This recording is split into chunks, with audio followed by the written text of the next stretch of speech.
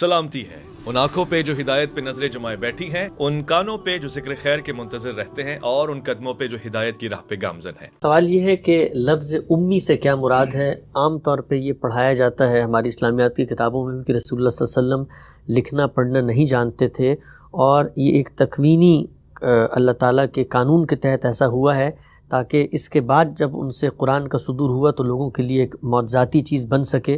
تو لفظ امی سے کیا مراد ہے؟ رسالت آپ صلی اللہ علیہ وسلم اگر لکھنا پڑھنا نہیں جانتے تھے تو کیا خدا نے کوئی خاص اہتمام کیا تھا؟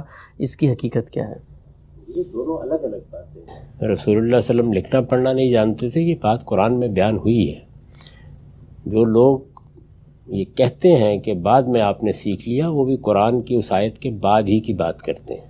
اچھا، یہ تو قرآن مجید نے صریح لفظوں میں بیان کر دیا ہے، وَلَا تَخُطُّهُ بِيَمِينِكَ، یعنی رسالت میں آپ صلی اللہ علیہ وسلم لکھنا پڑھنا نہیں جانتے تھے، اور لکھنا پڑھنا نہ جاننا بھی، اور اس سے پہلے کسی ارتقائی عمل کو بھی ہم مفقود دیکھتے ہیں آپ کی ذات میں، اس کو خود قرآن مجید نے دلیل کے طور پر پیش کیا ہے۔ یہ کہا ہے کہ لبثت فیکم عمرہ، میں تمہارے درمیان ایک عرصہ گزار چکا ہوں، تم جانتے ہو کہ میں کوئی لکھنے پڑھنے والا، میں کوئی شاعری کرنے والا، میں کوئی ادیبانہ گفتگویں کرنے والا، میں کسی خاص علم و فن کا اظہار کرنے والا آدمی کبھی نہیں رہا۔ یہ تو اللہ تعالیٰ نے مجھ پر یہ عنایت کی ہے اور مجھے اس منصب پر کھڑا کر دیا ہے۔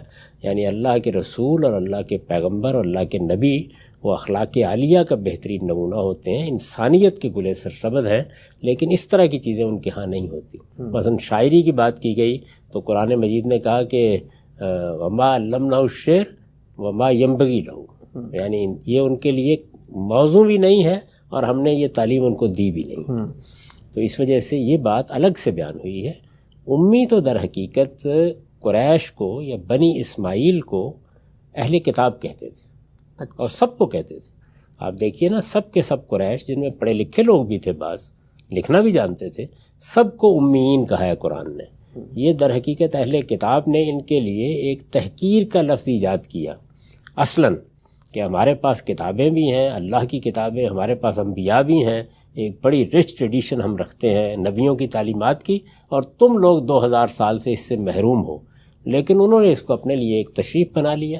تو اللہ تعالیٰ نے بھی اسی طرح اس کا ذکر کیا ہے۔ تو امین کا مطلب ہے کہ وہ قوم، یا امی کا مطلب ہے اس قوم کا آدمی کہ جس کے پاس ایک لمبے عرصے سے اللہ کی کتابیں نازل نہیں ہوئیں، اللہ کے پیغمبر نہیں آئے۔